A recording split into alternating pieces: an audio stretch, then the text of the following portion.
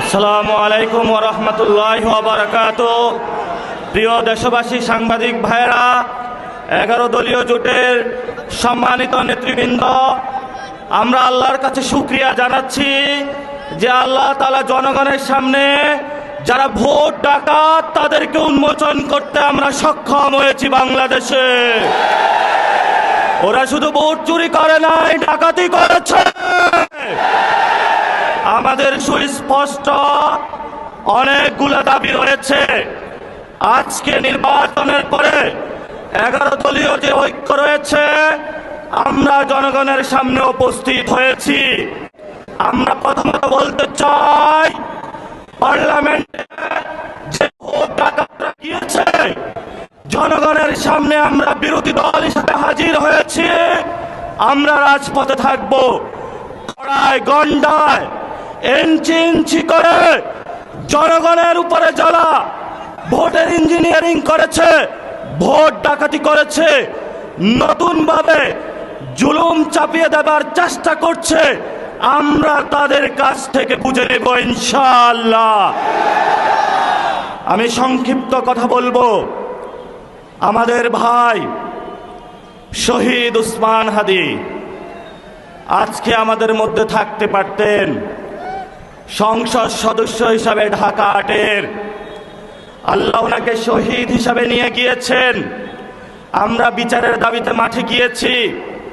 আজকেই যেহেতু বিরোধী দলীয় যাত্রা হচ্ছে এই বায়তুল মোকাররম থেকে, আমি সরকারের কাছে আহ্বান জানাবো, দেশের কাছে আহ্বান জানাবো, প্রশাসনের কাছে আহ্বান জানাবো, আপনারা দ্রুত গতিতে শহীদ উসমান হাদি ভাইয়ের হত্যাকাণ্ডের বিচার যাতে হয় সেই উদ্যোগ নিন। আমাদেরকে এতদিন বলা হয়েছে বিচার এবং নির্বাচন মুখোমুখি দাঁড় করাবেন না।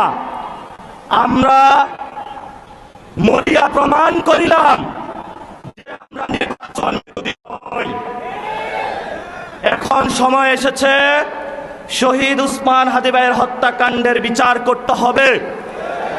বাত ব্যথা, প্যারালাইসিস কিংবা আর্থ্রাইটিস, আধুনিক ফিজিওথেরাপি ও পুনর্বাসন চিকিৎসায় নির্ভরযোগ্য নাম ডিপিআরসি।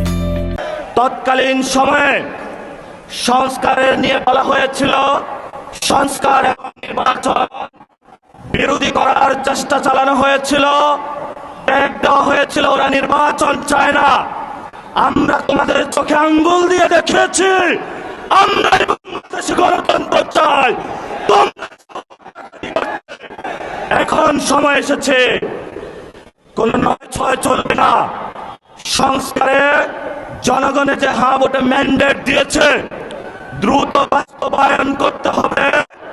সাথে সাথে বাংলাদেশে সন্ত্রাস, চাঁদাবাজি, দখলদারিত্ব বন্ধ করার উদ্যোগ নিতে হবে। এবং নির্বাচনের আগে আমরা এই বায়তুল মোকাররমে দাঁড়িয়ে একটি প্রটেস্ট করেছিলাম। ভোট ডাকাতির জন্য আমাদের জামাত ইসলামের এক ভাইকে খুন করা হয়েছিল।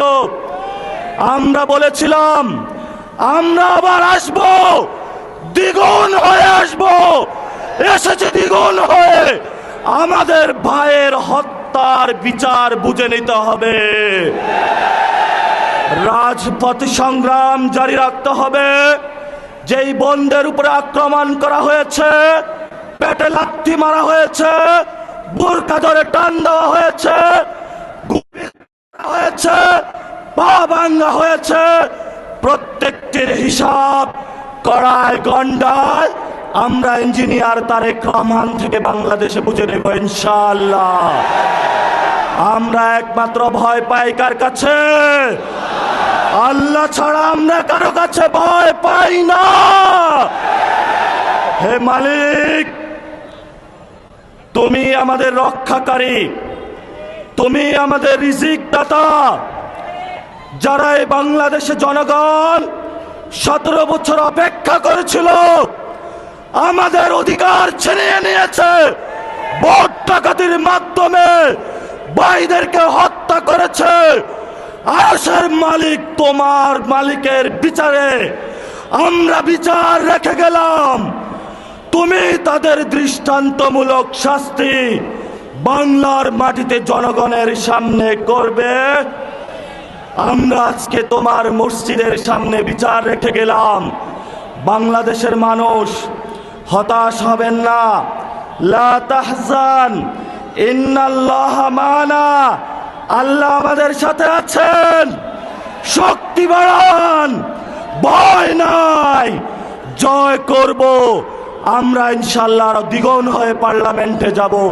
সবাইকে আসসালাম, সবাই দোয়া রাখবেন। আসসালামু আলাইকুম ওয়া রাহমাতুল্লাহি ওয়া বারাকাতুহু।